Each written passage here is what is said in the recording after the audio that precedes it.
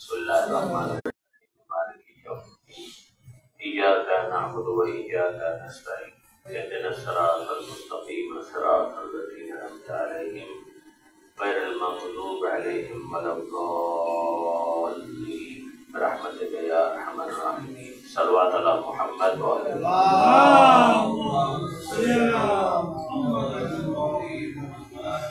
اعوذ باللہ من الشیطان اللعین الرجیم بسم اللہ الرحمن الرحیم الحمد للہ رب العالمین والصلاة والسلام علی اشرف الانبیاء والمرسلین سیدنا و مولانا ابی القاسم محمد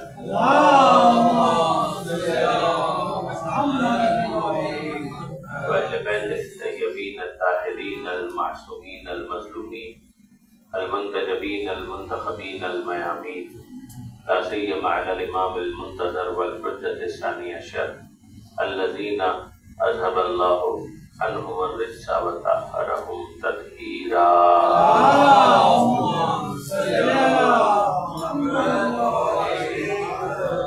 واللعنة الدائمة الباقية على أعدائهم أجمعين من يوم ظلمهم إلى قيام يوم الدين رب اشرح لي صدري ويسر لي أمري واحلل عقدة من لساني يفقهوا قولي واجعلني خالصا لوجهك الكريم يا الله صلوات على محمد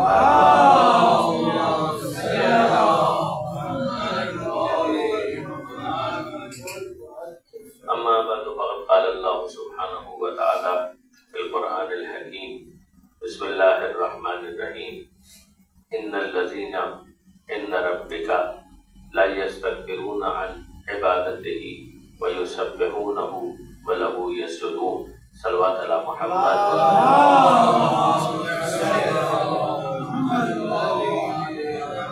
برادران عزیز و خانان محترم، ظاہر ہے کہ آج کی ہماری ایک کنکلوڈنگ تقریر ہے، پانچویں اور آخری اس سلسلے کی ہمارے حد تک، اور تمام مجالس منسوب رہیں اور آج کی مجلس منسوب ہے خاتون جنت حضرت بی بی فاطمہ۔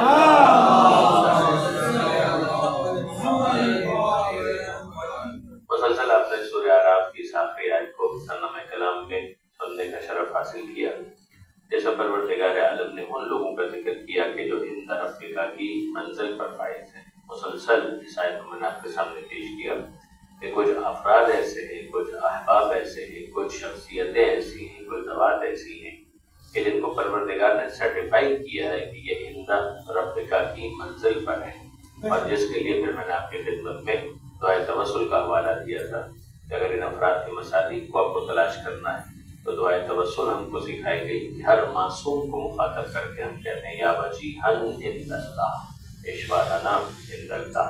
تو کچھ ہستیاں ہیں کہ جو عندیت پروردگار کی منزل پر ہیں، اور ان میں پھر خاتون جنت یوں نمایاں ہو جاتی ہیں کہ ان کے لیے صراحت معصوم کی اس حدیث میں آتی ہے کہ وجود تو وجود فاطمہ ہے جو عندیت پروردگار کی منزل پر ہے ہی، مگر لفاطمہ تسعۃ اسماء عند اللہ، یہ شہزادی وہ ہیں کہ جن کے 9 نام بھی ایسے ہیں کہ جو عندیت پروردگار میں شمار کیے جاتے ہیں۔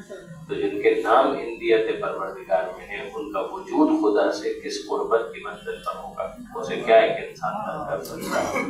اور پھر اسی حوالے سے جو معصوم نے 9 نام بیان کیے، میں نے گزارش کی تھی کہ میری خواہش ہے کہ یہ 9 نام ان تقریروں کے اختتام تک میرے سامعین یاد کر پائیں۔ تو ظاہر ہے کہ اصل جو مخاطب میرے نوجوان دوست ہی ہوتے ہیں، چاہے یہاں پر ہوں چاہے وہ بعد میں ریکارڈنگ کے ذریعے سے سنیں، مگر میں نے گزارش کی تھی کہ 3 کے اگر ہم 3 گروپس بنا لیں تو یہ نام آسانی کے ساتھ ہم میمورائز کر سکتے ہیں۔ فاطمہ، زہرا، مبارکہ، یہ ابتدائی 3 نام، اور پھر اس کے بعد اختتامی 3 نام ہیں کہ راضیہ، مرضیہ اور زکیہ، اور پھر درمیان میں جو 3 نام ہیں ان میں ہے صدیقہ، طاہرہ اور محدثہ۔ تو یہ 9 نام ہیں شہزادی کے، اور نام ان کے علاوہ بھی ہیں، مگر ان 9 ناموں کو خاص طور پر ہائی لائٹ کیا گیا۔ آپ گفتگو مسلسل سماعت فرما رہے ہیں، اور میں نے گزارش کی تھی بعض ناموں کے ضمن میں کہ دوسرے نام بھی جناب سیدہ کے ڈسکس ہوتے ہیں۔ مثال کے طور پر ہم نے جب نام فاطمہ کو ڈسکس کیا تو بی بی کے اس نام پر گفتگو کرتے ہوئے وجہ تسمیہ پر بات ہوئی کہ شہزادی کو فاطمہ کیوں کہا گیا، اور اس ضمن میں پھر ہم سورہ قدر تک پہنچے کہ جب زہرا بی بی وہ ہیں کہ جن کی معرفت ماننے والوں کے لیے بھی امکان نہیں ہے کہ اس طرح سے معرفت حاصل کر پائیں کہ حق میں معرفت ادا ہو سکے، تو جناب سیدہ اور ان کی معرفت میں ایک فاصلہ ہے، ایک جدائی ہے۔ عام انسانوں کے لیے چاہے وہ مومن ہی کیوں نہ ہو، امکان نہیں ہے کہ وہ معرفت کا حق ادا کر سکے۔ اور پھر یہاں پر ہم نے سورہ قدر کی ان آیتوں کو آپ کے سامنے پیش کیا تھا کہ جس میں آیات کی تعویل کے عنوان سے معصوم نے صراحت کی کہ لیلۃ القدر ہی فاطمہ، یہ شہزادی فاطمہ ہے کہ جو لیلۃ القدر کی حقیقت ہے۔ وما ادراک ما لیلۃ القدر، تمہیں کیا معلوم کہ لیلۃ القدر کیا ہے، تمہیں کیا معلوم کہ فاطمہ زہرا کیا ہے۔ خیر من الف شہر، وہ رات 1000 مہینوں سے بہتر ہے، اور یہ وجود بھی ایسا ہے کہ جس کا مرتبہ اور مقام یہ ہے کہ ہزاروں زندگیاں تمام تر کثرت کے باوجود اس مختصر 18 برس کی زندگی کے مقابلے پر نہیں آ سکتی۔ تو یہ لیلۃ القدر اور یہ جناب خاتون جنت، اب آپ اس سے اندازہ کر سکتے ہیں کہ وہ ایک نام فاطمہ اگر اس نے ہمیں پہنچایا کہاں تک، تو نام لیلۃ القدر تک، اور پھر یہی نام فاطمہ ہمیں اور کہاں تک لے گیا، خود کوثر تک، جس کو کل بات ہوئی کہ پروردگار عالم نے دنیا کی تمام نعمتوں کو جن کو ہم اور آپ شمار نہیں کر سکتے، یہ ارشاد فرمایا کہ متاع الدنیا قلیل، کہ تم شمار نہیں کر سکتے تو تمہاری نظر میں وہ کثیر ہے، مگر اگر ہم سے پوچھتے ہو تو ہم تمہیں بتاتے ہیں کہ متاع الدنیا قلیل، ہے دنیا کی متاع، دنیا کی نعمتیں قلیل ہیں۔ تو آپ اندازہ کیجیے ہماری نظر میں جو کثیر ہے خدا کی نظر میں قلیل ہے۔ وہ کثیر کتنا کثیر ہوگا کہ جس کو میں اور آپ کوثر نہیں کہہ رہے، خدا کہہ رہے انا اعطیناک الکوثر، ہم نے آپ کو ابھی کچھ کم عطا نہیں کیا ہے، ہم نے آپ کو وہ عطا کیا ہے کہ جس کو ہم نے کوثر کہا ہے، خاطی بندوں نے کوثر نہیں کہا۔ درود بھیجیے گا محمد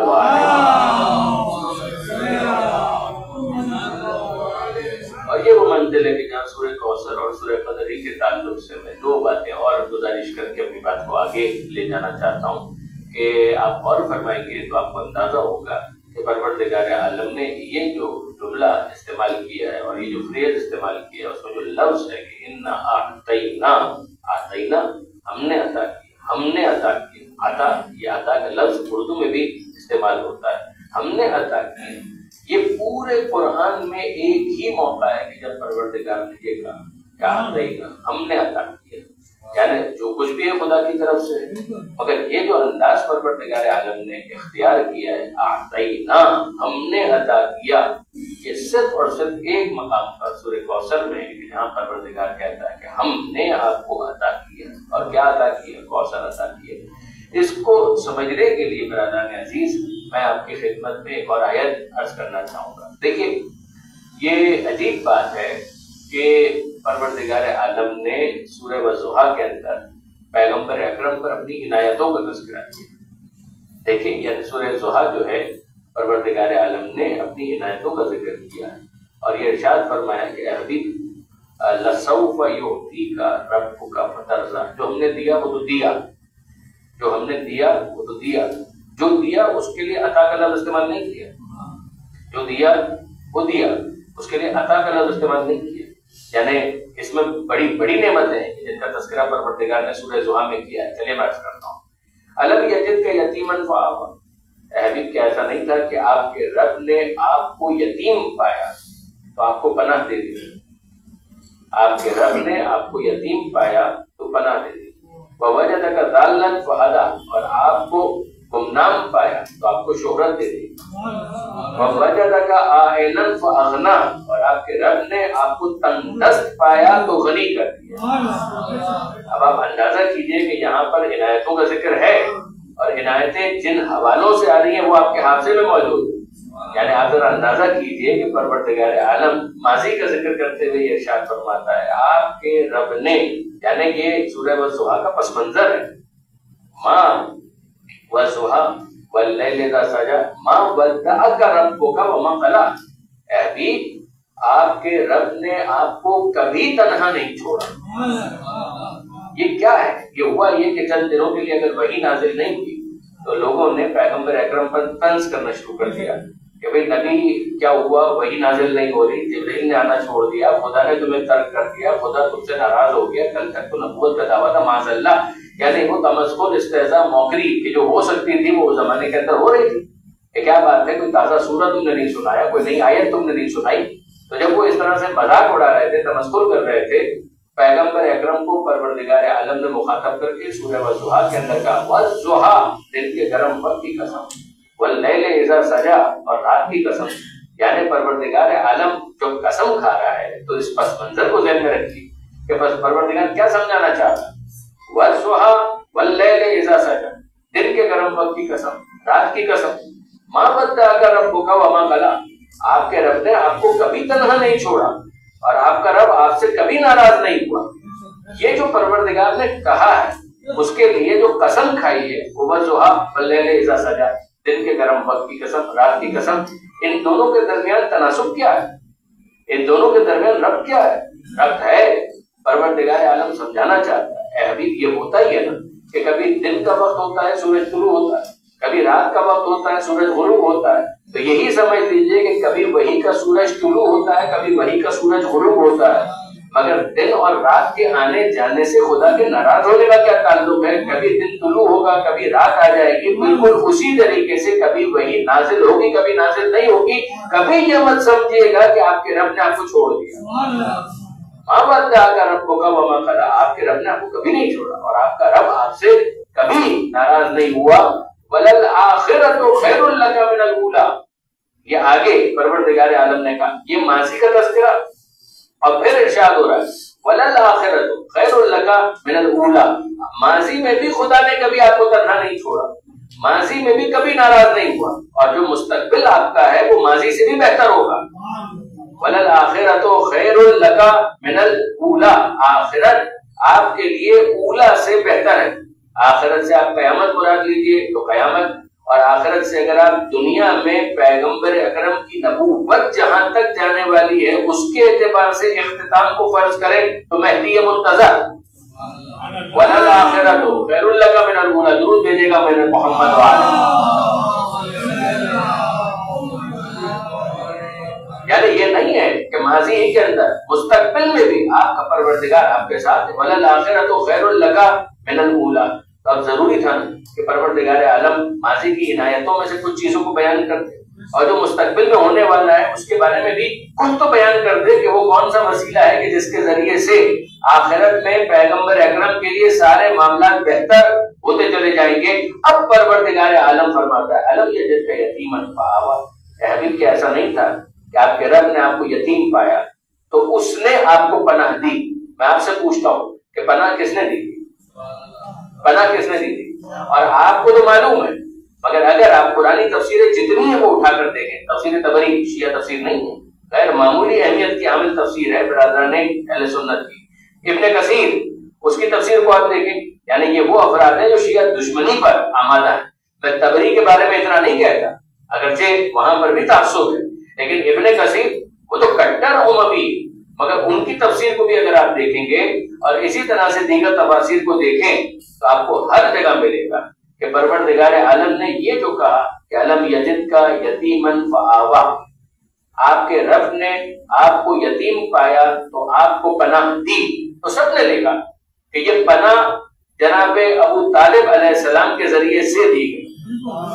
اب میں آپ سے پوچھتا ہوں کہ برادران عزیز کو انصاف سے مجھے بتائے تو صحیح کہ پناہ دینے والے ابو طالب اور خدا کہے کہ یہ خدا نے پناہ دی تو وہ ہاتھ کتنے مقدس ہوں گے جو مصطفیٰ کو پال رہے تھے،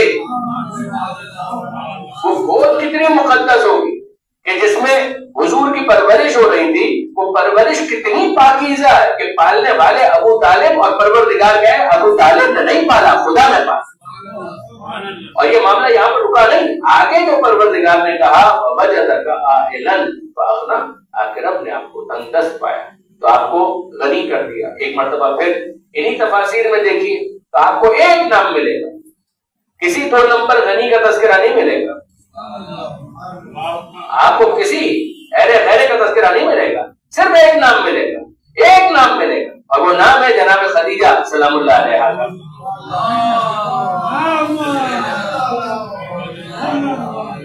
وہ نام ہے جناب خدیجہ ملکہ ہے عرب، جناب خدیجہ سلام اللہ علیہا، ان کا تذکرہ ملے گا کہ یہ ان کا مال ہے کہ جس کے ذریعے سے پروردگار عالم نے غنی کر دیا. سب متفق کہ مال خدیجہ کا، اور پروردگار عالم کا اصرار کہ خدا نے غنی کر دیا، تو وہ پناہ کتنی مقدس تھی کہ ابو طالب دے تو خدا کہے میں نے پناہ دی، اور یہ مال کتنا بابرکت اور طیب اور پاکیزہ ہے کہ غنی خدیجہ کرے اور خدا کہے کہ ہم نے غنی کر دیا۔ درود بھیجیے محمد والے محمد۔ آپ نے اندازہ کیا برادران عزیز کہ یہاں پروردگار عالم نے پہلے سرخی قائم کی، ماں ودعک ربک وما قلی، پہلے یہ کہا ماضی میں کبھی آپ کا رب آپ سے ناراض نہیں ہوا، کبھی اس نے آپ کو تنہا نہیں چھوڑا۔ پھر اس کے بعد کا آخرت بعد کا معاملہ اس سے بھی بہتر ہوگا، اور پھر اس کے بعد ماضی کی عنایتیں گنوائی، ابو طالب علیہ السلام، جناب خدیجہ سلام اللہ علیہا، ان کی پناہ ان تمام، اور پھر اس کے بعد آخرت کا جب ذکر آیا کہ بعد والا معاملہ کیا ہوگا، تو پروردگار فرماتا ہے وَلَسَوْفَ يُعْطِيكَ رَبُّكَ فَتَرْضَىٰ۔ یہ ہے کمال کیا ہے، یعنی ساری ہی آیتیں کمال کی، مگر یہ آیت تو کمال ہی کیا ہے، وَلَسَوْفَ يُعْطِيكَ رَبُّكَ فَتَرْضَىٰ، ان قریب آپ کا رب آپ کو اتنا عطا کرے گا، وہی عطا، ان قریب آپ کا رب آپ کو اتنا عطا کرے گا، عین توئے الف صیغہ مضارع، اتنا عطا کرے گا فترضیٰ کہ آپ راضی ہو جائیں گے، کہ آپ راضی ہو جائیں گے۔ دیکھیے برادران عزیز، کمال کی بات ہے کہ پروردگار عالم یہ کہے کہ آپ کا رب آپ کو اتنا عطا کرے گا کہ آپ راضی ہو جائیں گے، یعنی ساری دنیا کس کو راضی کرنا چاہتی؟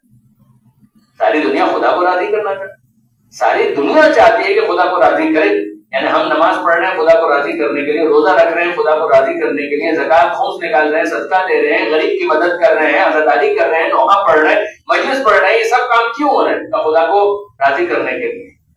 ذرا اندازہ کیجئے کہ ساری دنیا خدا کو راضی کرنا چاہتی ہے اور خدا اپنے حبیب کو راضی کرنا چاہتا ہے۔ پیغمبر اکرم کا مرتبہ اور مقام تو ہے کہ وَلَسَوْفَ يُعْطِيكَ رَبُّكَ فَتَرْضَىٰ، کہ ان قریب آپ کا رب آپ کو اتنا عطا کرے گا، اتنا عطا کرے گا فترضیٰ کہ آپ راضی ہو جائیں گے۔ اب میں پوچھنا چاہتا ہوں کہ پھر وہ کیا ہے کہ جو عطا کیا کہ جس کے بعد پیغمبر اکرم راضی، وہ کیا ہے کہ جو پروردگار نے عطا کیا اور پیغمبر اکرم راضی ہو گئے؟ دیکھیے برادران عزیز، گزارش یہ ہے کہ اگر ہم قرآن مجید کو کھول کر پڑھیں نا اور ہمیں 100 مقامات ملیں کہ جہاں خدا نے کہا ہو کہ ہم نے یہ عطا کیا، ہم نے یہ عطا کیا، ہم نے یہ عطا کیا، ہم نے یہ عطا کیا، تو ہمیں 100 عنایتوں کی، رحمتوں کی، نعمتوں کی فہرست مرتب کرنی پڑے گی کہ کہا تھا کہ عطا کرے گا، اور اس کے بعد 100 چیزوں کے بارے میں کہا عطا کیا، اور پھر ہم کو یہ دیکھنا پڑے گا کہ ان 100 میں وہ کون سی عطا ہے کہ جس کے لیے پروردگار نے کہا تھا کہ اتنا عطا کرے گا کہ آپ راضی ہو جائیں۔ ان 100 کے مجموعے کے لیے کہا، یا ان 100 میں سے 50 کے لیے کہا، یا ان 100 میں سے 10 کے لیے کہا، یا ان 100 میں سے 1 کے لیے کہا، تو ہمیں نہ پتا چلتا۔ اگر 50 یا 100 مرتبہ پروردگار نے کہا ہوتا ہم نے آپ کو عطا کیا، ہم نے آپ کو عطا کیا، ہم نے آپ کو عطا کیا، نہیں عزیزوں 100 مرتبہ نہیں ہے قرآن، 50 مرتبہ بھی نہیں ہے، ورنہ 50 میں ہمیں ڈھونڈنا پڑتا کہ وہ کون سا موقع ہے کہ جس کے لیے خدا نے کہا ہم نے آپ کو عطا کیا۔ 10 مرتبہ ہوتا تو 10 میں تلاش کرنا پڑتا کہ وہ کون سا موقع ہے کہ جس کے لیے خدا نے کہا تھا اتنا عطا کرے گا آپ کا رب آپ کو کہ آپ راضی ہو جائیں گے۔ 10 مرتبہ بھی نہیں کہا، 2 مرتبہ بھی نہیں کہا کہ ان 2 میں تلاش کرنے میں زحمت ہو، بس ایک موقع پر کہا، وہاں کہا تھا اتنا عطا کرے گا کہ آپ راضی ہو جائیں گے، اور یہاں کا انا اعطیناک الکوثر، اے حبیب ہم نے آپ کو کوثر کو عطا کر دیا۔ درود بھیجیے محمد والے محمد۔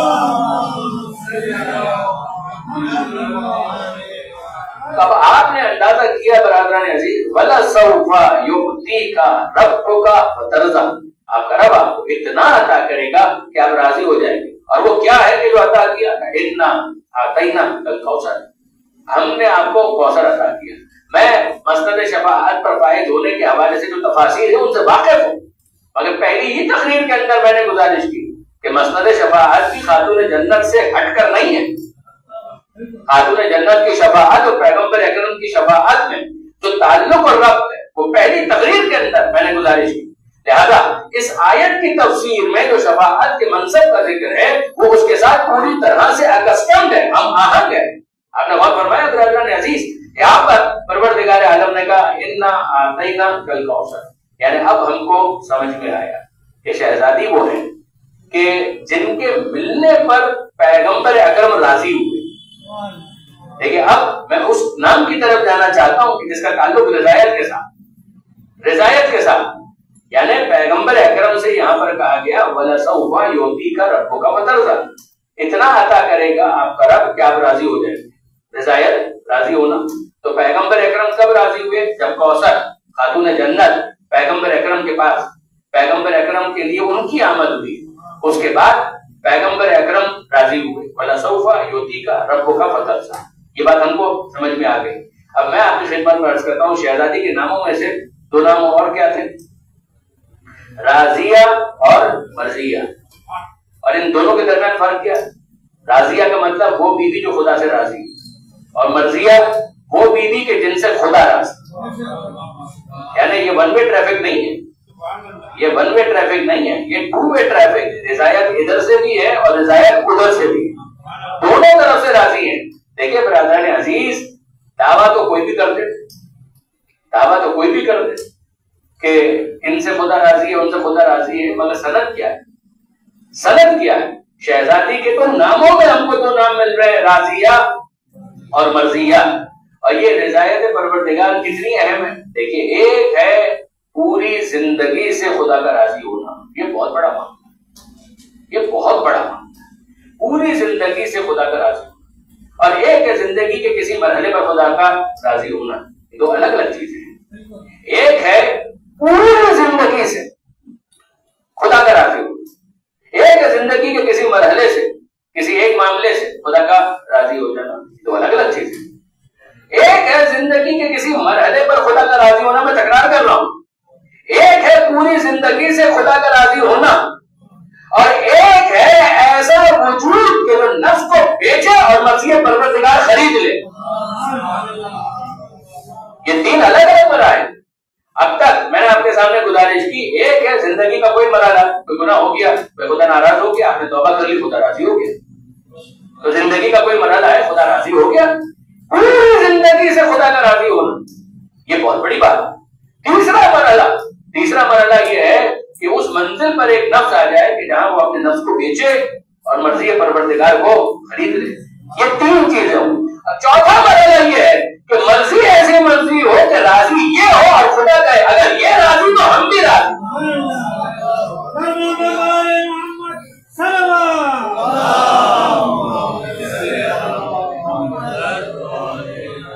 یہ چار جو مراحل میں نے آپ کے سامنے گزارش کیے ہیں، اگر ان کو میں واضح کر پاؤں تو یقین جانیے کہ شاید آج کی جو محنت ہے وہ سوالت ہو جائے۔ میں آپ کی خدمت میں عرض یہ کرنا چاہتا ہوں کہ ذرا غور کیجیے، پروردگار راضیہ مرضیہ، سورہ فجر کی جو آخری آیت جس میں نفس مطمئنہ کا ذکر، تو ارشاد کیا ہوگا؟ سورہ فجر کا دوسرا نام ہے سورہ حسین، حسین مظلوم کے نام ہے سورہ فجر۔ یا ایتھا النفس المطمئنہ، اے اطمینان رکھنے والے نفس، ارجعی الی ربک، پلٹ آ اپنے رب کی بارگاہ، اس عالم میں کہ راضیتاً مرضیہ، تو اپنے رب سے راضی، تیرا رب تجھ سے راضی، تو اپنے رب سے راضی، تیرا رب تجھ سے راضی۔ فادخلی فی عبادی وادخلی جنتی، میری جنت تیری منتظر ہے۔ تجھے جنت میں جانے کا اتنا شوق نہیں ہے جتنا جنت کو تیرے استقبال کی تمنا ہے۔ فادخلی فی عبادی وادخلی جنتی، میرے بندگان خاص تیرے استقبال کے لیے منتظر ہے، میری جنت تیری منتظر ہے۔ اب یہاں پر میں آپ کی خدمت میں عرض کروں برادران عزیز کہ آپ انصاف سے مجھے بتائیے، وہ جو پہلا مرحلہ کہ جہاں پر زندگی کے کسی مرحلے پر انسان کچھ ایسا کر بیٹھے کہ جسے خدا نہ، یہ منزل تو بہت آگے کی، راضیتم مرضیہ، جہاں سند مل جائے، نفس مطمئنہ ہونے کا اعلان خدا کی طرف سے ہو جائے تو بہت بڑی بات۔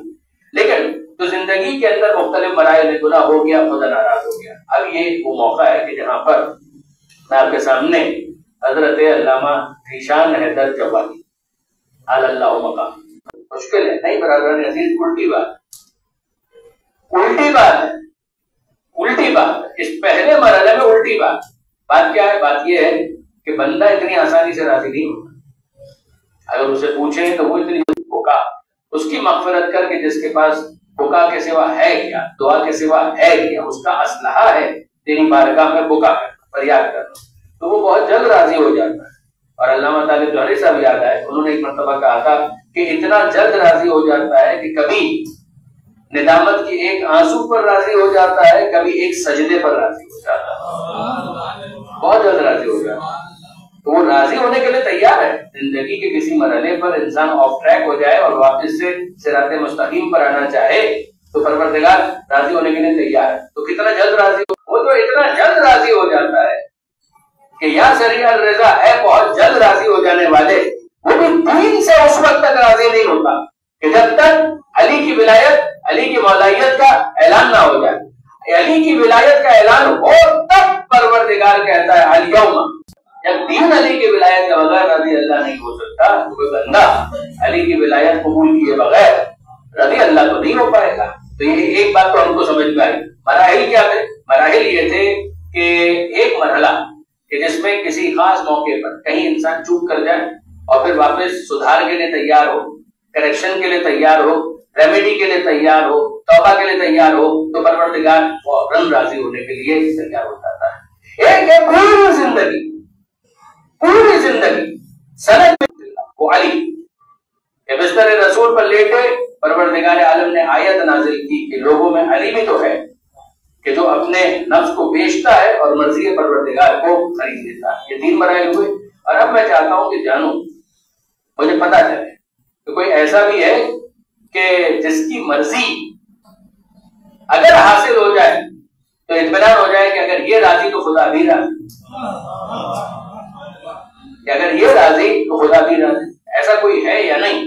تو دیکھیے برادران عزیز, بات اتنی سی ہے کہ ہم نے تصور کیا, اور میں پورے حسن ظن کے ساتھ تصور کرتا ہوں کہ ممکن ہے کہ صحابہ کرام اس منزل پر ہوں جنہوں نے پیغمبر اکرم کے ساتھ اتنا وقت گزارا. ممکن ہے کہ وہ اس منزل پر ہوں کہ اگر یہ راضی ہو جائے تو خدا راضی ہو جائے. پھر میں نے سوچا کہ ممکن ہے کہ ازواج رسول پورے احترام کے ساتھ ممکن ہے کہ ان میں کوئی ایسا ہو کہ اگر وہ راضی ہو جائے تو خدا راضی ہو جائے. تو پھر میں نے قرآن مجید کی تلاوت شروع کی. تو قرآن مجید میں مجھے 2 مقامات پر کچھ ملا. سورہ توبہ یہ قرآن مجید کا 9واں سورہ ہے, اور سورہ براءت اس کا اصل نام ہے سورہ براءت, یعنی تبرئے والا سورہ, بیزاری والا سورہ, کہ جس میں ابتدائی میں تبرئے کا اعلان, جس کی وجہ سے اس سورہ کو کہا گیا سورۃ البراءت. اچھا, اس سورہ کی جو آیت میں آپ کے سامنے عرض کرنے جا رہا ہوں اس کا نشان ہے 72. اس آیت کے اندر پروردگار عالم نے کیا ارشاد فرمایا؟ پہلے تو اس کو سنیے. پروردگار عالم فرماتا ہے وعد اللہ المؤمنین والمؤمنات جنات تجری من تحتها الانہار خالدین فیہا ومساکن طیبہ فی جنات عدن ورضوان من اللہ اکبر. یہ ہے پروردگار عالم کا وعدہ. وعد اللہ المؤمنین والمؤمنات, اللہ کا وعدہ ہے مومنین سے اور مومنات سے. کیا وعدہ ہے؟ جنات تجری من تحتها الانہار, کہ ان کے لیے باغات ہیں, جنات ہیں, جنت میں ان کو جگہ ملے گی. وہ باغات کے تجری من تحتها الانہار, کہ جن کے نیچے نہریں بہتی, یعنی ایور گرین, ایک ایسا مقام کہ جہاں پر خزاں کا کوئی امکان نہیں, وہ زمین بنجر نہیں ہو سکتی, وہاں پر ویدر اور کلائمیٹ یوں مؤثر نہیں ہو سکتے کہ وہاں کی بہار ختم ہو جائے, وہاں کی گرینری اجڑ جائے, وہاں کا سبزہ پامال ہو جائے گا, یہ نہیں ہو سکتا. جنات تجری من تحتها الانہار, ایسے باغات کے جن کے نیچے نہریں بہتی. ومساکن طیبہ فی جنات عدن, اور ان باغات میں ایک جنات عدن ایک خاص باغ بھی ہے, اور وہاں پر ان کو مساکن دیے جائیں گے. مساکن مسکن کی جمع ہے, اردو میں بھی یہ لفظ استعمال ہوتا ہے. مسکن کا مطلب رہنے کی جگہ, گھر. مسکن سکون کی جگہ, مسکن. مساکن اسی کی جمع ہے. پاکیزہ مسکن ان کو دیے جائیں گے. تو پروردگار کا وعدہ ہے جنات باغات تجری من تحتها الانہار, جس کے نیچے نہریں بہ رہی ہوں گی. اور دوسری کیا چیز ہے؟ مساکن طیبہ, پاکیزہ گھر ہوں گے ان کے, فی جنات عدن, خاص طرح کے اور باغات ہوں گے, ان میں ان کو گھر دیے جائیں گے. ایک تو ماحول ہے, اور ماحول کے بعد خاص ان کے کچھ باغات, جن باغات کے اندر ان کو گھر دیے جائیں گے پاکیزہ, مساکن طیبہ. یہاں پر بات ختم ہو گئی؟ نہیں. اب پروردگار عالم فرماتا ہے کہ یہ تو تم کو سمجھ میں آ گیا. اب ہم بیان کرتے ہیں کہ جنت تو جنت ہے, وَرِضْوَانٌ مِّنَ اللَّهِ اکبر, مگر جنت سے بھی بڑھ کر اور بہت بڑھ کر اگر خدا کی ذرا سی بھی رضا مل جائے تو یہ رضوان پروردگار جنت سے بڑھ گئے.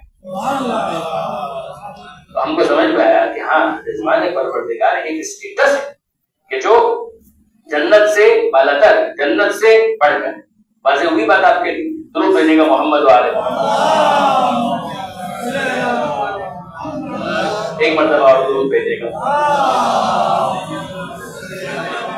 تو برادران عزیز, جنت کا تذکر آیا, مساکن طیبہ کا تذکر آیا, جنات عدن کا تذکر آیا, اور پھر خدا نے کہا ان سب سے بڑھ کر اور بہت بڑھ کر رضوان من اللہ اکبر. یہ جو رضوان پر تنوین ہے نا, رضوان اس میں تنوین یعنی دو پیش تو آپ کو سنائی دے رہے ہوں گے اور آپ جا کر دیکھیں گے تو نظر آئیں گے. یہ ہے اس بات کو بیان کرنے کے لیے کہ ذرا سی بھی مرضی اگر خدا کی حاصل ہو گئی تو یہ بڑھ کر ہے ان تمام جنتوں سے جو تم کو حاصل ہو. اور فرمایا آپ نے, یہ ہے سورہ براءت کی آیت نمبر 72, اور 10 آیتیں پہلے آپ چلے جائیے, آیت نمبر 62. اب وہ تلاش کہ ممکن ہے کہ صحابہ کرام میں سے کوئی ایسا ہو کہ جس کی مرضی ایسی مرضی ہو کہ وہ راضی ہو جائے تو ہم یہ سند حاصل کر پائیں کہ اگر یہ راضی تو خدا راضی. تو ہم نے آیت پڑھی, پروردگار عالم فرماتا ہے کہ یحلفون باللہ لکم لیرزوکم, کہ یہ منافقوں کا ذکر ہے پروردگار عالم کی طرف سے, اور پروردگار عالم صحابہ کرام کو مخاطب کر کے یہ کہہ رہا ہے یحلفون باللہ لکم لیرزوکم, وہ تمہارے سامنے اللہ کی قسمیں کھاتے ہیں, اللہ کی قسمیں کھاتے ہیں. کیوں؟ تاکہ تم کو راضی کرے. یحلفون باللہ, تمہارے سامنے یہ اللہ کی قسمیں کھاتے ہیں. کیوں؟ لیرزوکم, وہی رضایت اسی سے نکلا, لیرزوکم, تاکہ تم کو راضی کریں. پروردگار عالم کا اس پر تبصرہ کیا ہے. پروردگار فرماتا ہے واللہ ورسولہ احق ان یرضوہ, اللہ اور اس کا رسول زیادہ حقدار ہے کہ ان کو راضی کیا جائے, تمہیں نہیں. ایک مرتبہ پھر اس آیت کو سنیے گا, یہ یحلفون باللہ, اللہ کی قسمیں کھاتے ہیں تمہارے سامنے. کیوں؟ لیرزوکم, تاکہ تم کو راضی کریں. اللہ اور اس کا رسول زیادہ حقدار ہے کہ ان کو راضی کیا جائے. تو اس کا مطلب یہ ہوا نا کہ صحابہ کرام کی رضا اور ہے, خدا اور رسول کی رضا اور ہے. یعنی یہ نہیں مانا جا سکتا کہ وہ راضی ہو جائے تو خدا بھی راضی ہو گیا, رسول بھی راضی ہو گئے. اور فرمایا اپنے برادر عزیز, پروردگار نے صراحت کی کہ یہ منافق تو قسمیں کھاتے ہیں تم کو راضی کرنے کے لیے, مگر تمہارا راضی ہونا میٹر نہیں کرتا, تمہارا راضی ہونا ریلیونٹ نہیں ہے. حق یہ ہے کہ خدا کو راضی کیا جائے, حق یہ ہے کہ رسول کو راضی کیا جائے. تو ہم کو سمجھ میں آیا کہ صحابہ کرام کا احترام اپنی جگہ پر, مگر یہ مرتبہ کچھ اور ہے کہ جہاں پر ان کی رضا اور خدا اور رسول کی رضا اور, یہ تو ہم کو سمجھ میں آ گیا. پھر ہم اس گروہ میں تلاش نہیں کریں, لیکن اب پورے احترام کے ساتھ اگر میں نے سوچا کہ شاید ازواج رسول میں کہیں ہمیں کوئی ایسی شخصیت مل جائے تو سورہ تحریم ہمارے سامنے, یہ 66واں سورہ ہے قرآن مجید, جہاں پروردگار عالم نے بڑے ناز سے اپنے پیغمبر کو مخاطب کر کے کہا. ازواج رسول میں سے بعض نے اصرار کیا اور پیغمبر اکرم نے اپنے آپ پر خود ساختہ ایک پابندی عائد کر لی کہ ٹھیک ہے ہم شہد نہیں کھائیں. وہ پس منظر آپ کے ذہن میں ہو تو بہت اچھی بات ہے, ورنہ میری گزارش ہے کہ گھر جا کر آپ سورہ تحریم 2 صفحے کا سورہ ہے پڑھیے گا تو بہت سے راز منکشف ہوں گے, مگر جو نام انہوں نے لکھے ہیں وہ نام ہم بیان بھی نہیں کر سکتے. کمال ہے. اچھا آپ سب چھوڑیے, مولانا مودودی بھی بات کیے ہوئے, اعلیٰ حضرت بھی بات کیے ہوئے, صحیح بخاری میں دیکھ لیجیے, وہاں پر بھی آپ کو نام مل جائے. مگر یہ مسئلہ رہے گا, یہ سب نام لے سکتے ہیں, لکھ سکتے ہیں, ہم پر پابندی ہے. تو چلیے برادران عزیز, یہاں پر ہوا کیا, وہ جو بھی نام ہے ان میں سے حلال کیے اسے اپنے آپ پر کیوں امپوز کرنے کی کوئی ضرورت نہیں. اتنا ہی جملہ ہوتا تو بہت کافی تھا. آگے پروردگار عالم فرماتا ہے تب تک مرضات ازواجک, اے حبیب ازواج کو راضی کرنے کی کوئی ضرورت نہیں ہے. کیا آپ ازواج کو راضی کرنا چاہتے ہیں؟ تب تک مرضات ازواجک, ازواج کو راضی کرنے کی ضرورت نہیں ہے. برادر عزیز, وہاں ہم کو سمجھ میں آیا کہ صحابہ کی رضا اور ہے, خدا اور رسول کی رضا اور ہے. یہاں پر ہم کو سمجھ میں آیا کہ ازواج کی رضا اور ہے، خدا اور رسول کی رضا اور ہے. تو نہ یہاں وہ ملیں گے کہ جن کی رضا خدا کی رضا ہو، اور نہ وہاں وہ ملیں گے جن کی رضا خدا کی رضا ہو. تو وہ کہاں ملے کہ جس کے راضی ہونے پر یقین آ جائے کہ خدا راضی ہوا. پیغمبر اکرم نے اسی لیے تعارف کروایا، یا فاطمہ ان اللہ یرضی لرضا ویغضب لغضب. اے زہرا تو ہے وہ کہ تیرے راضی ہونے پر خدا راضی ہوتا ہے، تیرے ناراض ہونے پر خدا ناراض.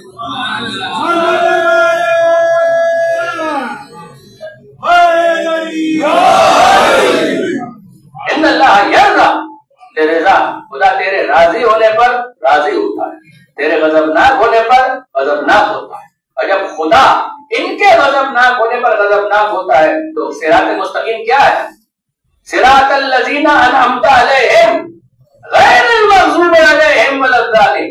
ان کا راستہ صراط مستقیم ہو ہی نہیں سکتا کہ جن پر خدا غضبناک ہوا. اور یہ بیوی وہ ہے کہ جن کے غضبناک ہونے پر خدا غضبناک ہوتا ہے. تو برادران عزیز میں ہر ایک کو رضی اللہ کہنے کے لیے تیار ہوں. پہلے مجھے کوئی سند دکھائے کہ زہرا راضی تھی.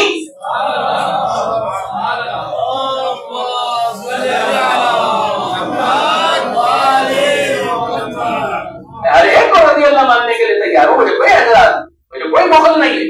اگر معاملہ صرف اتنا ہے کہ معیار ہمارے لیے مشخص ہے کہ شہزادی اگر راضی ہے تو خدا راضی، اگر شہزادی غضبناک. یعنی میں آپ کی خدمت میں کیا کروں برادران عزیز کہ یہ بیوی وہ ہے کہ جن سے ملائکہ نے گفتگو کی. یہ ملائکہ نے ان سے گفتگو کی، یعنی یہ بیوی کا مرتبہ اور مقام غلط. یہی تو وہ چیز تھی جس کو میں کریکٹ کرنا چاہ رہا ہوں. بیوی کے ناموں میں ایک نام ہے محدثہ. بیوی کے ناموں میں ایک نام ہے محدثہ. کیا مطلب ہے اس نام کا؟ شہزادی کے اس نام کا مطلب کیا ہے؟ یعنی میں نے واقعی جست لگائی ہے تاکہ وقت کے اندر میں اس کو مکمل کر پاؤں. محدثہ بیوی کا نام. میں نے آپ سے گزارش کی فاطمہ زہرا مبارکہ، راضیہ مرضیہ زکیہ. زکیہ پر گفتگو نہیں ہو پائی، لفظ زہرا پر بھی گفتگو نہیں ہو پائی. فاطمہ پر گفتگو ہوئی، مبارکہ پر گفتگو ہوئی، راضیہ پر گفتگو ہوئی، مرضیہ پر گفتگو ہوئی. اور پھر اب میں چاہتا ہوں کہ یہ جو درمیان میں ایک نام محدثہ ہے اس پر بھی کچھ باتیں اس پر بھی ہو جائیں. آپ نے سورہ قدر کے اندر پڑھا لیلۃ القدر، حقیقت لیلۃ القدر فاطمہ بات ہو چکی. شب قدر کے اندر ایک اعلان ہوا تھا کہ تنزل الملائکۃ والروح فیہا باذن ربہم. ملائکہ نازل ہوتے ہیں. یہ نہیں کہ ملائکہ نازل ہو گئے بس ایک مرتبہ، نہیں، صیغہ مضارع ہے. ملائکہ نازل ہوتے ہیں. اگر ہر سال شب قدر ہے تو ہر سال ملائکہ کا نزول ہے. تنزل الملائکۃ والروح فیہا باذن ربہم من کل امر سلام یہ حتی مطلع الفجر. آپ غور فرمائیے برادران عزیز کہ اچھا رات ایسی ہے کہ جس میں ملائکہ نازل ہوتی ہے. امامت کے اس بات کے لیے جن دلیلوں سے استفادہ کیا گیا ان میں یہ آیت شامل ہے. یعنی میں کیا عرض کرنا چاہ رہا ہوں؟ عرض کرنا چاہ رہا ہوں شہزادی کا جب نام محدثہ ڈسکس ہوا کہ بھائی بیوی کا نام محدثہ ہے تو کسی نے اعتراض کیا کہ بھائی محدثہ کا مطلب کیا ہے؟ کہ محدثہ کا مطلب ہے کہ جن سے فرشتوں نے گفتگو کی، جن سے فرشتوں نے کلام. تو کسی نے یہ اعتراض کیا کہ یہ کیسے ہو سکتا ہے؟ فرشتوں انبیاء سے کلام کرتے ہیں. فرشتے جناب جبرائیل ہیں، وہ تو نبیوں سے کلام کرتے ہیں. اگر کوئی نبی نہ ہو تو ان کے کلام کرنے کا کیا مطلب ہے؟ نہیں برادران عزیز، اس کا مطلب یہ ہے کہ بغض زہرا میں قرآن بھول گئے. بغض سیدہ میں قرآن بھول گئے. ورنہ آپ انصاف سے دیکھیے قرآن مجید کے اندر جناب مریم کے ساتھ گفتگو نہ کریں. پروردگار عالم کے فرشتے نے جناب جبرائیل نے گفتگو کی ہے. میں خدا کی طرف سے آیا ہوں تاکہ تمہیں ایک بچہ عطا کروں. تو جناب مریم کے الفاظ ہیں مجھے بچہ کیسے ہو سکتا ہے؟ لم یمسسنی بشر، کسی بشر نے مجھے چھوا تک نہیں. یہ گفتگو کس سے ہو رہی ہے؟ جناب مریم سے. کون کر رہا ہے؟ جناب جبرائیل. تو جناب مریم سے گفتگو ہو سکتی ہے. سورہ ہود قرآن مجید کا اہم سوروں میں سے ایک سورہ 11واں سورہ سورہ ہود، اور اس میں جناب سارہ کے ساتھ فرشتوں کی گفتگو موجود ہے. جب جناب اسحاق علیہ السلام اور جناب یعقوب علیہ السلام وَمِن وَرَائِهِ اسحاق یعقوب، خدا تمہیں اسحاق عطا کرے گا اور اسحاق کے بعد یعقوب عطا کرے گا. جناب سارہ کی گفتگو ہے کہ مجھے بچہ کیسے ہو جائے گا؟ میں تو بڑھیا ہو چکی، وہ ہادہ بالی شیخن، اور یہ ابراہیم یہ بھی اب بوڑھے ہو چکے، تو ہمیں بچہ کیسے ہو سکتا ہے؟ تو انہوں نے کہا کہ نہیں، اسی طرح سے ہوگا، یہ رحمت ہے، برکت ہے پروردگار عالم کی جانب سے۔ تو آپ نے غور فرمایا کہ جناب جبرائیل جناب سارہ سے گفتگو کر رہے ہیں، جناب جبرائیل جناب مریم سے گفتگو کر رہے ہیں، کوئی اعتراض نہیں ہے۔ ہمارا جواب صرف اتنا ہے کہ اگر سارہ اور مریم سے فرشتے گفتگو کر سکتے ہیں تو فخر سارہ فخر مریم سے بھی گفتگو، ان سے بھی گفتگو کر سکتے ہیں۔ آپ نے غور فرمایا برادران عزیز، یہ گفتگو، یہ کلام ملائکہ کا بیویوں کے ساتھ، خواتین کے ساتھ، یہ بیویاں بہت معظم بہت محترم ہیں، ان کے ساتھ قرآن مجید میں، اور جناب سیدہ کے ناموں میں سے ایک نام محدثہ۔ اچھا، اب یہ تو میں نے آپ سے کہا کہ قرآن بھول گئے، بہت تیزی کے ساتھ گزر رہا ہے، لیکن یہ کہ میں آپ سے عرض کروں کہ آپ کو شاید حیرت ہو کہ خود برادران میں یہ اصطلاح کوئی اجنبی نہیں ہے، میں پورے احترام کے ساتھ عرض کر رہا ہوں، یعنی وہ بھی اس بات کے قائل ہے۔ یہ تو جب فضائل خاتون جنت کا معاملہ آتا ہے تو دائیں بائیں ہونے لگتے ہیں، ورنہ اگر آپ ان کی کتابیں دیکھیں اور حدیث کی کتابیں دیکھیں، وہاں پر بھی آپ کو یہ عنوان نظر آ جائے گا کسی شخصیت کے لیے، نام نہیں لینا چاہتا، کسی وجہ سے نام نہیں لینا چاہتا، اور اسی سے آپ اندازہ کر سکتے، نام نہیں لینا چاہتا۔ مولانا اسلم جیراج پوری، شاید آپ نے ان کا ذکر سنا ہو، یہ برادران اہل سنت کے ایک عالم دین کہ جنہوں نے قرآن مجید کے حوالے سے کچھ باتیں تحریر کی، اور اس میں جناب مولانا اسلم جیراج پوری صاحب نے ایک عنوان قائم کیا، موافقات۔ موافقات، موافقات کا مطلب کیا ہے؟ موافق ہو جانا، یعنی انہوں نے ایک بات کہی اور اس کے یہ موافق ہی نکلی۔ شعرا کے اندر بھی ہوتا ہے کہ ایک ہی شعر اس کے ذہن میں بھی آیا اور اس کے ذہن میں بھی آیا تو توارد کہلاتا ہے، کہ ایٹ دا سیم ٹائم ان کے ذہن میں بھی کوئی خیال آ گیا اور وہی خیال ان کے ذہن میں۔ ایک تو ہے پلیجرزم کہ چھین لیا، چورا لیا، غصب کر لیا، سرقہ، اس کی بات نہیں ہوئی، اتفاق ایسا ان کے ذہن میں خیال آیا اور وہی خیال ان کے ذہن میں بھی آیا، تو نہ انہوں نے ان سے چرایا نہ انہوں نے ان سے چرایا، تو توارد ہو گیا، تو یہ ہوتا ہے۔ اچھا، توافق، موافق ہو جانا، یعنی ایک بات یہاں آئی اور وہی بات ادھر بھی آئی، تو انہوں نے ایک ہیڈنگ قائم کی ہے موافقات، اور یہ کہا کہ جناب موافقات فلاں، موافقات فلاں نام لکھا انہوں نے کہ فلاں کی موافقات، اس کا قرآن سے کیا تعلق ہے؟ قرآن سے کیا تعلق؟ انہوں نے کہا کہ جناب کئی مرتبہ ایسا ہوا کہ ایک بات کسی صحابی کے ذہن میں آئی اور وہی قرآن کی آیت بن کر نازل ہو گئی، تو یہ موافقات فلاں یعنی فلاں، اور اس میں انہوں نے نام لیا کہ زیادہ تر یہ انہی بزرگ کے حوالے سے ہوا۔ تو ظاہر ہے کہ انہوں نے کہا موافقات، تو ان کی اس بات سے ہم موافق تو نہیں، ان کی اس بات سے تو ہم موافق نہیں ہیں کہ جس کے اوپر انہوں نے تطبیق کی ہے، اس سے تو ہم موافق ہیں، لیکن اصول کی حد تک میں قبول کرتا ہوں، اصول کی حد تک میں قبول کرتا ہوں کہ ہاں ایسی آیتیں ہیں کہ پہلے کسی نے کہیں اور پھر اس کے بعد قرآن نے نازل کی، اور ایسے عمل بھی ہے کہ پہلے کسی نے کیے اور پھر خدا نے آیت بنا کر نازل کر دی، یعنی دونوں کی مثال عرض کر دوں آپ کی خدمت میں، لَنَبْلُوَنَّكُمْ بِشَيْءٍ مِّنَ الْخَوْفِ وَالْجُوعِ وَنَقْصٍ مِّنَ الْأَمْوَالِ وَالْأَنفُسِ وَالثَّمَرَاتِ، آیت آپ سن چکے پچھلی مجلسوں میں، اس رخ سے ہم تمہارا امتحان لیں گے، خدا کے خوف سے، بھوک سے، مال کی کمی سے، جانوں کے تلف ہو جانے سے، بیوہ دل ثمرات ان کے تلف ہو جانے سے ہم تمہارا امتحان لیں گے۔ بشر، اے حبیب خوشخبری دیجیے ان صبر کرنے والوں کو، اذا اصابتہم مصیبہ، کہ جب ان پر کوئی مصیبت آتی ہے، قالوا، تو انہوں نے یہ کہا، تو یہ کس نے کہا؟ کہا انا للہ و انا الیہ راجعون، تو کہا، مگر کس نے کہا؟ کسی نے پہلے کہا جس کے بعد پروردگار نے نازل کیا۔ یہ جنگ موتا میں جناب جعفر طیار کی شہادت پر علی کی زبان پر آیا، انا للہ و انا الیہ راجعون۔ تو موافقات آپ دیکھ رہے ہیں کہ موافقات کہ انہوں نے اس بات کو پہلے بیان کیا اور پروردگار عالم نے نقل کیا قرآن مجید کے اندر۔ خدا خود کہہ رہا ہے، قالو، وہ کہتے ہیں، انہوں نے کہا انا للہ و انا الیہ راجعون، اور عمل جناب خاتون جنت کا گھر ہے، مسکین آ رہا ہے، یتیم آ رہا ہے، اسیر آ رہا ہے، روٹیاں پہلے دی جا رہی ہیں، آیت بن کر نازل ہو رہی ہے کہ یطعمون الطعام علی حبہ مسکینا و یتیما و اسیرا۔ آپ موافقات کو دیکھنا چاہیں تو یہاں تو دیکھیے کہ موافقات کیا کیا ہو رہی ہیں، اور پھر اس کے بعد محدث کا عنوان جو ان کے فرشتے گفتگو کیا کرتے تھے، حد یہ ہے کہ بعض نے یہاں تک کہا کہ ان کو حق تھا کہ وہ یہ کہیں کہ حسبنا کتاب اللہ، انہوں نے کہا کہ ان کو حق تھا کہ وہ کہیں حسبنا کتاب اللہ، کہ اللہ کی کتاب ہمارے لیے کافی ہے. کہا کیوں؟ ایسے کہ پیغمبر اکرم تو اس دنیا سے چلے جائیں گے مگر فرشتے ان پر تو آتے رہیں گے. آپ نے اندازہ کیا؟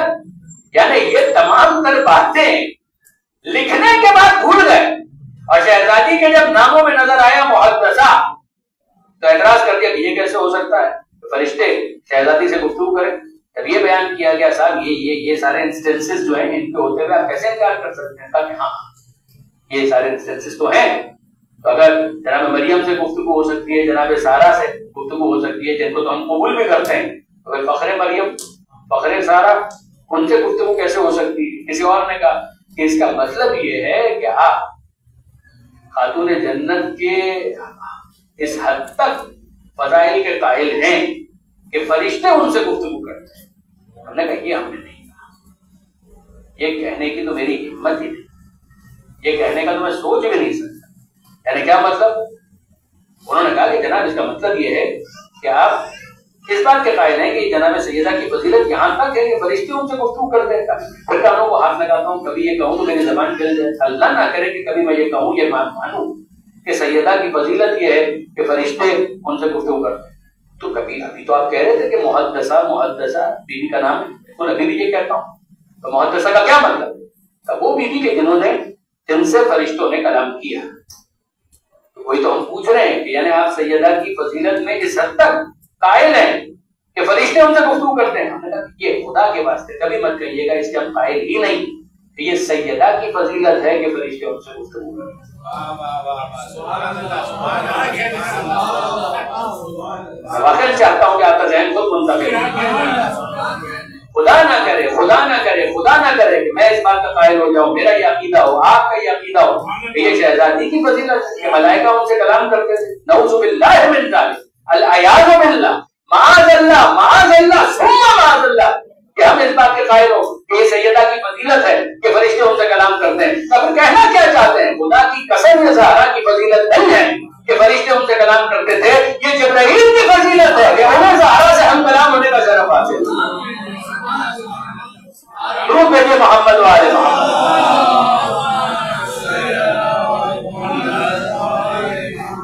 بالکل اسی طریقے سے جیسے خانہ کعبہ کے بارے میں کسی نے کہا کہ آپ اس بات کے قائل ہیں کہ علی کی فضیلت ہے کہ وہ کعبے میں پیدا ہوئے گا. خدا کے واسطے کانوں کو ہاتھ لگائیے، ہم اس بات کے قائل نہیں ہیں کہ یہ علی کی فضیلت ہے کہ وہ کعبے میں پیدا ہوئے. ہم اس بات کے قائل ہیں کہ یہ کعبے کا شرف ہے، کعبے کی فضیلت ہے کہ علی کی آمد طواف کعبہ میں ہوئی. درود بھیجیے محمد والے محمد.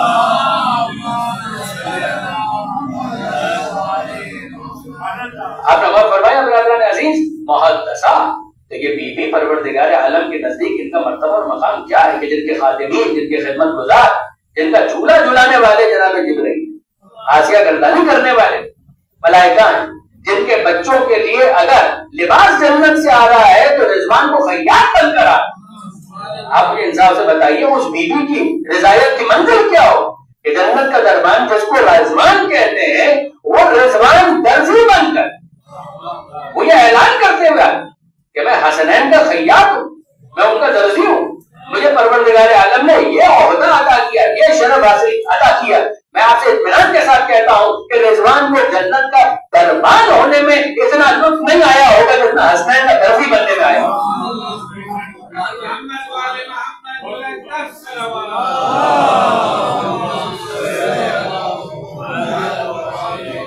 ملائکہ کے تعلق سے آل محمد بے شک ملائکہ کا مرتبہ اور مقام، مجھے اس سے کوئی انکار نہیں، مگر بہرحال آل محمد خاتون جنت ان کے ساتھ تقابل یہ تو سخت جرأت اور سخت جسارت.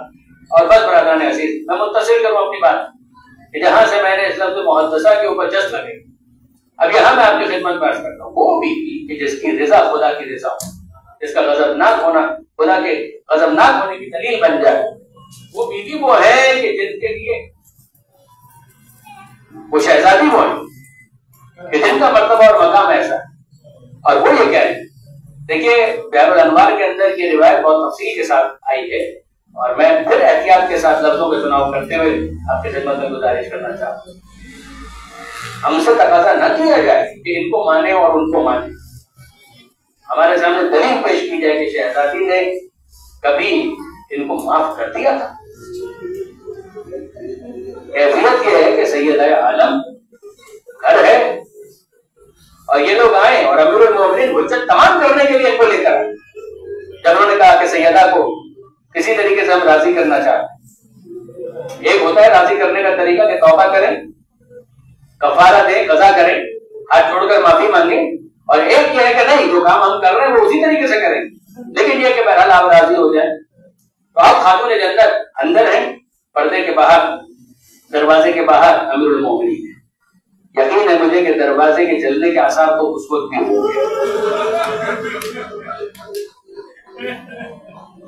اور مولا کہتے ہیں کہ فاطمہ میں اندر آنا چاہتا ہوں. کیا ابوالحسن آپ کا گھر ہے، آپ کو اجازت کی اجازت ہوگا؟ کیا کہ نہیں فاطمہ، بات یہ ہے کہ یہ دو بھی میرے ساتھ ہیں. اس وقت جناب سیدہ نے کہا کہ ابوالحسن میں ان سے کوئی بات نہیں کرنا چاہتا، میں ان سے کوئی گفتگو نہیں کرنا چاہتا. مولا نے کہا کہ زہرا میں نے ان سے کہا ہے کہ میں انہیں لے کر آؤں گا. انہوں نے مجھ سے کہا تھا میں ان کو لے کر آؤں گا، یہ اتنا وعدہ تو میں نے کر لیا. کہ ٹھیک ہے، اگر آپ نے وعدہ کیا تو آپ انہیں اندر لے آئیے، پردے کی دوسری طرف انہیں بٹھائیے. یہ پردہ درمیان میں ہے، سیدہ پردے کی ایک طرف ہے اور یہ پردے کے دوسری طرف. اور اب انہوں نے یہ کہنا شروع کیا کہ بنت رسول ہم چاہتے ہیں کہ آپ ہم سے راضی ہو جائیں. تو خاتون جنت نے ایک بات شہزادی فرماتی ہیں کہ باقی تو مجھے تم سے کوئی کلام نہیں کرنا، مگر اتنا میں تم سے پوچھنا چاہتی ہوں کہ کیا تم نے اللہ کے رسول سے یہ سنا، یعنی تم مجھے حدیثیں سنا رہے تھے دربار کے اندر خود ساختہ. اب میں تمہارے سامنے ایک حدیث پیش کرتا ہوں، پہلے یہ بتاؤ کہ تم نے یہ حدیث سنی ہے کہ نہیں. تو فرمائیے کیا تم نے یہ سنا ہے کہ پیغمبر اکرم نے، میرے بابا نے یہ کہا کہ فاطمہ تو بزا تم نے دی، فاطمہ میرا ٹکڑا، من اغضبها فقد اغضبنی، جس نے زہرا کو غضبناک کیا اس نے مجھے غضبناک کیا. کیا تم نے یہ سنا ہے؟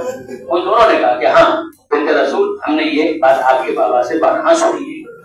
کہا کہ بس مجھے اور تم سے کوئی بات نہیں کرنی، میں تمہیں یہ بتانا چاہتی ہوں کہ خدا اور اس کا رسول گواہ ہے کہ تم دونوں نے مجھے غضبناک کیا، تم دونوں نے مجھے غضبناک کیا. اور اتنا یاد رکھو کہ جب تک زندہ ہوں ہر نماز کے بعد میں تمہارے لیے بد دعا کرتی رہوں. ہم سے تقاضا کس بات کا، ہم سے تقاضا کس بات کا؟ عزیزوں یہ بیوی وہ ہے، میں نے پہلی مجلس میں گزارش کی تھی کہ جس کو پیغمبر نے کہا میرا ٹکڑا ہے، اور امت نے اس بیوی کے پسلیوں کے ٹکڑے ٹکڑے کر دیے.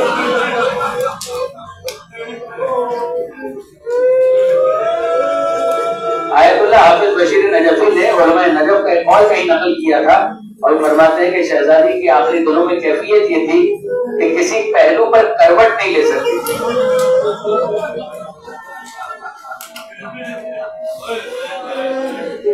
کبھی رات کو تاریخی شب میں تجربہ کر کے دیکھیے گا کتنی دیر آپ چپ لیٹ سکتے ہیں. پھر آخر آپ یا دائیں کروٹ پر ہوں گے یا بائیں کروٹ پر ہوں گے. مگر ہماری بیوی شہزادی وہ ہے کہ جو نہ دائیں پہلو پر لیٹ سکتی تھی نہ بائیں پہلو پر کروٹ لے سکتی. یہ شہزادی کا عالم اور شہزادی کا معاملہ. اور اب میں آپ کو خدمت میں عرض کروں عزیزان محترم کہ امیر المومنین نے غسل دیتے ہوئے شکستہ پہلو کو دیکھا، چھوٹ مارا. اب سوچو.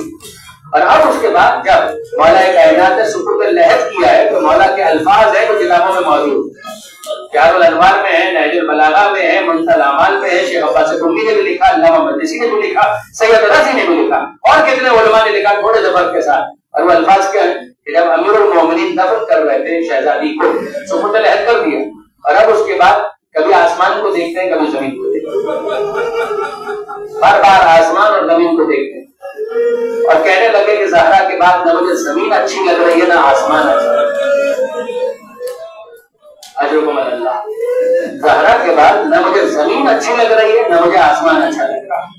اور پھر اس کے بعد فرماتے ہیں کہ وہ حزنی سرمد، یہ میرا غم جو ہے نا وہ ایک یا دو دن کا نہیں ہے، اب تو جب تک زندگی ہے فاطمہ کا غم میرے ساتھ رہے گا. نہیں، میں آپ کو یاد دلانا چاہتا ہوں جب جناب ابو طالب اور جناب خدیجہ کی وفات ہوئی تھی تو پیغمبر اکرم نے بہت غم منایا تھا، مگر غم کی انتہا یہ تھی کہ کہا عامل حزن، 1 سال کا غم. مگر علی یہ کہہ رہے ہیں کہ سال 2 سال کی بات نہیں ہے، اب تو جب تک علی ہے زہرا کی جدائی کا غم علی کے ساتھ رہے گا۔ راتیں بے چین اور تڑپتے ہوئے گزری، زہرا کی مفارقت، زہرا کی جدائی سہنا آسان نہیں ہے۔ اچانک اللہ کے رسول کو مخاطب کر کے کہتے ہیں، اللہ کے رسول کتنا جلد وہ وقت آ گیا کہ آپ کے بعد آپ کی بیٹی سے بھی رخصت ہونا پڑ رہا ہے۔ آپ اس دنیا سے گئے اور اب آپ کی بیٹی بھی آپ کے پاس پہنچ گئی۔ اے اللہ کے رسول، زہرا کی جدائی پر صبر کرنا بہت مشکل ہے، بہت مشکل ہے۔ ہاں، قرآن کی ایک آیت ہے کہ جو علی کو حوصلہ دیتی ہے، اور وہ آیت کون سی ہے؟ اِنَّا لِلَّهِ وَإِنَّا إِلَيْهِ رَاجِعُونَ۔ کہ یہ آیت ہے قرآن کی جو علی کو حوصلہ دیتی ہے، اور اللہ کے رسول صبر تو میں کر لوں گا۔ علی کہہ رہے ہیں اللہ کے رسول صبر تو بالآخر میں کر لوں گا، جب آپ کے جانے پر صبر کر لیا تو آپ کی بیٹی کی مفارقت پر بھی صبر تو میں کر لوں گا، مگر اے اللہ کے رسول ایک کام ضرور کیجیے گا۔ سَتُنَبِّئُكَ ابْنَتُكَ، آپ کی بیٹی اب آپ کے پاس پہنچ گئی، اب آپ کی بیٹی آپ کو بتائے گی کہ آپ کے بعد آپ کی امت نے زہرا کے ساتھ کیا سلوک کیا اور میرے ساتھ کیا سلوک کیا۔ سَتُنَبِّئُكَ ابْنَتُكَ، اب آپ کی بیٹی آپ کو بتائے گی کہ امت نے آپ کے بعد میرے اور زہرا کے ساتھ کیا سلوک کیا۔ اور پھر علی کہتے ہیں فَأْتِ بِهَا السَّوَالَ وَاسْتَغْفِرْ الْحَالَ، لیکن اللہ کے رسول بتائے گی اس وقت جب آپ پوچھیں گے، جب آپ پوچھیں گے، آپ پوچھیے گا ضرور، فَأْتِ بِهَا السَّوَالَ وَاسْتَغْفِرْ الْحَالَ۔ یعنی آیت اللہ وحید خراسانی فرماتے ہیں کہ اس جملے کا مطلب شاید یہ تھا کہ اللہ کے رسول پوچھیے گا ضرور، ورنہ آپ کی بیٹی اپنے معاملے کو اپنے اور خدا کے درمیان رکھے گی۔ آپ پوچھیں گے تو بتائے گی، پورا تو مجھے بھی نہیں بتایا، پورا تو مجھے بھی نہیں بتایا۔ اگر سب مجھے بتا دیا ہوتا تو غسل میت کے موقع پر چیز مار کے نہ ہوتا۔ زہرا کے شکستہ پہلو کی اتنی شدت کہ پورا تو مجھے بھی نہیں بتایا۔ آپ پوچھیے گا ضرور، فَأْتِ بِهَا السَّوَالَ وَاسْتَغْفِرْ الْحَالَ، زہرا سے پوچھیے گا، حال دریافت کیجیے گا۔ اب میں آپ سے کہتا ہوں کہ ذرا نگاہ تصور سے کم سادات تو ذرا سوچیں اور دیکھیں کہ وہ مقام اور مرتبہ کہ جہاں پر پیغمبر اکرم ہے اس عالم بالا میں، اس عالم مانا میں، کہ جہاں شہزادی پہنچ چکی تھی، اور علی کہہ رہے ہیں کہ آپ اپنی بیٹی سے پوچھیے گا ضرور۔ تو پیغمبر اکرم نے زہرا کو سینے سے لگا کے پوچھا ہوگا، اے میری نور نظر، اے میری لفظ جگر، اے میری پایہ دل، بتاؤ تو صحیح کہ میرے بعد تم پر کیا گزرے۔ تب آپ مجھے بتائیے کہ زہرا کا جواب کیا ہوگا۔ میں جو زہرا کے الفاظ میں زہرا کا جواب تلاش کر پایا وہ تو یہ تھا کہ زہرا یہ کہیں گی کہ بابا آپ میرا حال دریافت کرو، بابا آپ اس دنیا سے رخصت ہوئے، میں تو انتظار کرتی رہ گئی کہ کوئی آئے گا، ہمدردی کے 2 بول بولے گا، تعزیت کرے گا، پرزہ دے گا، کہے گا نبی کی بیٹی بابا نہ رہے تو غلام حاضر ہے، کوئی خدمت ہو تو ہمیں بتائیں۔ وہ عزیز تو یہی ہے نا طریقہ تعزیت کا، پرزے کا، یہی طریقہ ہے نا خبر گیری کا۔ اے نبی کی بیٹی بابا نہ رہے، غلام حاضر ہے، کوئی خدمت تو بتائیے گا۔ مگر بابا نہ کوئی تعزیت کے لیے آیا، نہ کوئی پرسے کے لیے آیا، نہ ہمدردی کے کسی نے 2 بول بولے۔ ہاں بابا دھمکی دینے والے تھے، دھمکی دینے والے تھے، ٹیررائز کرنے والے تھے، دروازے پر آ کر بلند آواز سے دھمکی دیتے ہوئے یہ کہنے والے کہہ رہے تھے، اور کیا کہہ رہے تھے؟ ابو الحسن کو باہر نکالو ورنہ ہم اس دروازے کو آگ لگا دیں۔ بابا یہ دروازہ کون سا ہے آپ کو یاد ہے نا؟ بابا دروازہ وہی ہے کہ جس پر آ کر آپ کھڑے ہو کر مہینوں کہتے رہے فجر کی نماز سے پہلے السلام علیکم یا اہل بیت النبوہ۔ بابا وہی دروازہ کہ جہاں پر کھڑے ہو کر آپ آئے تسلیم پڑھا کرتے تھے، انما یرید اللہ۔ بابا وہی دروازہ، نہ در بدلا تھا نہ گھر بدلا، گھر بھی وہی گھر تھا، در بھی وہی گھر تھا۔ بابا ہمدردی کے لیے کوئی نہ آیا، دھمکیوں کے لیے آیا، ابو الحسن کو باہر نکالو ورنہ ہم اس دروازے کو آگ لگا دیں گے۔ اور پھر اس کے بعد کسی نے کہا ارے در کے پیچھے سیدہ ہے، در کے پیچھے حسنین ہے، اس دروازے کے پیچھے بچے ہیں، معصوم بچے ہیں۔ تو اس نے کہا اگر ہے تو ہوا کرے۔ اور بابا پھر جب آگ لگائی گئی، بابا پھر جب دھواں بلند ہوا، اور بابا پھر جب دروازے کو لات مار کر گرایا گیا تو بابا آپ کی زہرا کہاں تھی؟ بابا میں در و دیوار کے درمیان سمٹتے جا رہی، اشار بڑھتا جا رہا تھا. بابا مجھ پر کیا بیتی بس اتنا سمجھ لیجیے کہ میں نے فضا کو آواز دی یا فضا ہلائی کی ہوتی نہیں. اے فضا مجھے سنبھال, مدد کا وقت آ گیا, میرا محسن شہید ہو گیا. بابا میرا محسن شہید ہو گیا. وہاں پر فضا کو پکار رہی تھی, یہاں پہ آپ کو پکار رہے. بابا میرا محسن شہید ہو گیا. بابا پھر مدینے کی گلیاں تھی اور آپ کی بیٹی کی فریاد کہ سب پتہ لگا مسائل. اے بابا اتنے مسائب آئے آپ کی بیٹی پر کہ اگر گرم دنوں پر آتے وہ شب دار میں تبدیل ہو جاتے. الا لعنت اللہ علی الظالمین فسيعلم الذین ظلموا أي منقلب ينقلبون. ماتم حسین, ماتم زہرا.